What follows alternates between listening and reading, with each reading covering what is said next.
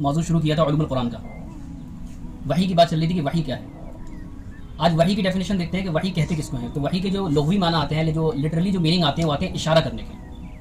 اور جو اس کی ٹرمنالوجیکل جو ڈیفینیشن ہوتی ہے, پراپر اس کی جو ڈیفینیشن مانی جاتی ہے وحی کی, وہ کیا ہے کہ اللہ تعالیٰ کا اپنا کلام اپنے کسی منتخب بندے کے اوپر کسی فرشتے کے ذریعے سے بھیجنا, یہ کیا کہلاتا ہے؟ وحی کہلاتا ہے. اللہ تعالیٰ کا اپنا کلام اپنے کسی منتخب بندے یعنی کہ رسول یا نبی کے اوپر بھیجنا فرشتے کے ذریعے سے کیا کہلاتا ہے؟ وحی کہلاتا ہے. وحی کا مقصد کیا ہے؟ وحی کا مقصد ہے کہ ہم ان چیزوں کو جانیں جن کا علم ہمیں اپنے حواس خمسہ, جو 5 سینس کے بارے میں بات ہوئی تھی, اور جن کا علم ہمیں اپنے عقل سے نہیں مل سکتا, ان کا علم ہمیں حاصل ہو سکے. یہ کیا ہے؟ وحی کی ضرورت ہے. وحی کے 3 ٹائپ ہوتے ہیں, 3 قسمیں اس کی ہوتی ہیں. ایک ہوتی ہے وحی قلبی. اس میں کیا ہوتا ہے کہ اللہ تعالیٰ ڈائریکٹ کوئی بات اپنے پیغمبر کے دل میں ڈال دیتا ہے. ایک ٹائپ تو یہ ہو گئی. وحی کی دوسری ٹائپ ہوتی ہے تمثل ملک. ٹھیک ہے, کہ فرشتے کی شکل میں, فرشتہ جو ہے انسانی شکل میں کسی پیغمبر کے پاس آئے, وہ کیا ہوتا ہے؟ تمثل ملک. اس کے علاوہ اس کی ٹائپ ہوتی ہے کلام الہی, کہ جس میں اللہ تعالیٰ اپنے بندے سے ڈائریکٹلی بات کرتے ہیں. یہ اس کی 3 ٹائپ ہوئے, دل میں بات آ جانا, یا پھر ڈائریکٹ نبی سے بات کرنا, یا پھر کسی فرشتے کے ذریعے سے پیغام کا آنا. یہ اس کے 3 ٹائپ ہو گئے. طریقے کیا تھے وحی آنے کے اللہ کے نبی صلی اللہ علیہ وسلم کے اوپر؟ تو اس میں سے پہلا طریقہ تھا سلسلۃ الجرس, گھنٹی جیسی آواز کا بجنا. گھنٹی جیسی آواز. بخاری شریف کی روایت ہے کہ اللہ کے نبی صلی اللہ علیہ وسلم کے بارے میں عائشہ رضی اللہ عنہا نقل فرماتی ہیں کہ میں نے دیکھا کہ لقد رأیتہ صلی اللہ علیہ وسلم ینزل علیہ الوحی فی الیوم الشدید, کہ میں نے اللہ کے نبی صلی اللہ علیہ وسلم کو دیکھا کہ سخت سردی کے موسم میں جب ان کے اوپر وحی نازل ہوا کرتی تھی, تو وحی کے چلے جانے کے بعد, وحی کے ختم ہو جانے کے بعد اللہ کے نبی صلی اللہ علیہ وسلم کی پیشانی سے پسینہ گرنے لگتا تھا. یہ کیفیت پیدا ہوتی تھی. اب یہ جو گھنٹی جیسی جو آواز ہے, تو اس کے بارے میں کسی حدیث کے اندر کوئی تفصیل نہیں ہے. گھنٹی جیسی جو آواز کا تذکرہ کیا ہے مفسرین نے کہ گھنٹی جیسی آواز آیا کرتی, تو کچھ مفسرین نے کہا ہے کہ یہ فرشتے کے پر کی آواز تھی. کسی نے کہا یہ ایک انسانی آواز سے ایک ڈفرینٹ آواز تھی جس کو کہ گھنٹی جیسی آواز کہہ دیا گیا.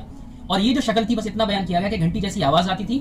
اور یہ جو قسم تھی یہ سب سے زیادہ ٹف ہوا کرتی تھی اللہ کے نبی صلی اللہ علیہ وسلم کے اوپر, کیونکہ وہ انسانی لینگویج یا پھر انسانی آواز سے نکل کے دوسری آواز سے کنیکٹ ہوتے تھے. تو سب سے زیادہ ٹف جو ہوتا تھا وہ یہ والا معاملہ ہوتا تھا, سلسلۃ الجرس, گھنٹی جیسی جب آواز کے ذریعے سے وحی آیا کرتی تھی.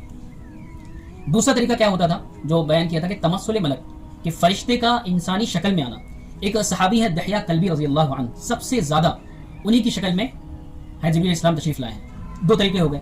تیسرا طریقہ کیا تھا کہ فرشتے کا اپنی شکل میں آنا. تو یہ صرف کتابوں میں لکھا گیا ہے کہ صرف 3 بار ہی جبریل علیہ السلام اپنی اصلی شکل میں اللہ کے نبی صلی اللہ علیہ وسلم کے سامنے آئے, صرف 3 بار, اور کوئی پیغام پہنچایا ہے. چوتھی شکل جو طریقہ تھا کیا تھا؟ نفس فی الروع, یا وحی قلبی جو بات کی تھی کہ دل میں کسی خیال کا آ جانا. باقاعدہ اللہ کے نبی صلی اللہ علیہ وسلم کے بارے میں آتا ہے کہ وہ نیند میں بھی جاگے رہتے تھے.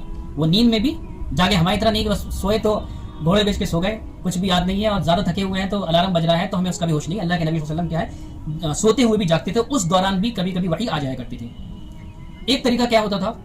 کلام الہی کی جو بات کی کہ اللہ کا بات کرنا. تو معراج کے موقع پہ باقاعدہ اللہ کے نبی صلی اللہ علیہ وسلم کو یہ شرف حاصل ہوا سارے نبیوں کے مقابلے میں کہ اللہ سے جو ہے آپ کی روبرو بات ہوئی ہے. اس کے علاوہ اور کون سے نبی تھے جن کی بات ہوا کرتی تھی؟ بات کے ذریعے سے وحی ملتی تھی. موسیٰ علیہ السلام کو بات کے ذریعے سے وحی ملا کرتی تھی. تو یہ وحی کے طریقے ہوتے تھے کہ گھنٹی جیسی کبھی کبھی آواز آتی تھی, یا پھر کبھی کبھی دل کے اندر وہ آیتیں اتر جاتی تھیں, کبھی کبھی جبریل علیہ السلام اپنی اصل شکل میں آ کے آیتیں بتا دیا کرتے تھے. اور اس کے علاوہ ایک اور جو بخاری میں سب سے پہلے اسٹارٹنگ ہوئی ہے کہ اول ما بدأ به رسول اللہ صلی اللہ علیہ وسلم من الوحی, کہ وحی کی جو اصل شروعات ہوئی ہے وہ ہوئی ہے خواب سے. کہ اللہ کے نبی صلی اللہ علیہ وسلم کو رات میں اس طرح خواب دیکھا کرتے تھے کہ جب اگلے دن دیکھتے تھے تو بالکل الا جاءت مثل فلق الصبح, جس طریقے سے سورج نکلتا ہے اور یقینی ہے کہ کل سورج نکلے گا, بالکل اس طریقے سے اللہ کے نبی صلی اللہ علیہ وسلم کو جو خواب دیکھا کرتے تھے وہ نظر آیا کرتا تھا. تو یہ بھی ایک وحی کی قسم تھی. اسی لیے خواب کو نبوت کے 40 درجے میں سے ایک درجہ کہا گیا ہے. اور اسی لیے کہا گیا ہے خواب کے سلسلے میں ہم نے پچھلے سال بتایا تھا بہت ڈیٹیل میں جب سورہ یوسف بیان کی گئی تھی کہ اسی لیے کہا جاتا ہے کہ خواب کو ہمیں کسی کو نہیں بتانا چاہیے جب تک کہ وہ انسان ٹرسٹیبل نہ ہو, ہم اس کے اوپر پوری طرح بھروسہ نہ کرتے ہوں, جب تک ہر کسی سے ڈسکس نہیں کرنا چاہیے. اور ہر حافظ, ہر عالم, ہر مفتی کسی کے پاس جواب نہیں ہوتا. بھائی آپ مجھ سے پوچھیں تو میں نے کوئی تعبیر کی کچھ نہیں پڑھا, کوئی عالم کو الگ سے تعبیر کچھ نہیں پڑھا جاتا. یہ بزرگوں کا تجربہ ہوتا ہے, وہ اس کی روشنی میں کچھ خواب کا مطلب بیان کر دیا کرتے ہیں. یا پھر ایک کتاب علامہ ابن سیرین رحمۃ اللہ علیہ کی تعبیر رویا کے نام سے, اس میں کچھ خواب کی تعبیر لکھی ہوئی ہے. اب باقی آج کل لوگ تو عجیب ٹرینڈ چلا ہوا ہے, خواب دیکھا رات میں, اور اگر رات میں نیند کھل گئی تو یوٹیوب پہ سرچ مارا کہ بلی دیکھی, وہ ٹینشن میں, دن میں رات میں بلی دیکھی, خواب میں وہ ٹینشن میں. اب بھائی ہو سکتا ہے کہ بلی کا سانپ کا پڑ گیا ہو دن میں, تو بلی وہ رات میں کسی کھانے میں ہو تو بلی دکھ گئی تمہیں, اس میں ایسا کیا ہے؟ لیکن وہ کیا ہے کہ فوراً سرچ کیا, تو اس لیے سرچ کر کے جو تعبیر آتی ہے وہ بھی آتھینٹک نہیں ہوتی. تو اس لیے کوئی آپ کو عجیب اٹپٹا سا خواب دکھا ہے تو استغفار پڑھ لیں, کوئی اچھا سا خواب دکھا ہے تو اللہ کا شکر ادا کر لیں, اور اگر اور زیادہ خراب دکھا ہے تو اللہ سے استغفار کر کے کوئی صدقہ نکال دے، بس اس کے علاوہ خواب کا زیادہ کچھ خاص مطلب ہوتا نہیں ہے، کیونکہ خواب جو ہے ایک بہت بڑی چیز ہے. تو وحی کے ہم نے ٹائپ جان لیے آج، اور وحی کے طریقے جان لیے. اس کے بعد انشاءاللہ کل جانیں گے کہ قرآن آگے پھر کس سسٹم سے بڑھا ہے جو ہم تک پہنچا ہے. اللہ تعالیٰ سمجھنے کا عمل کی توفیق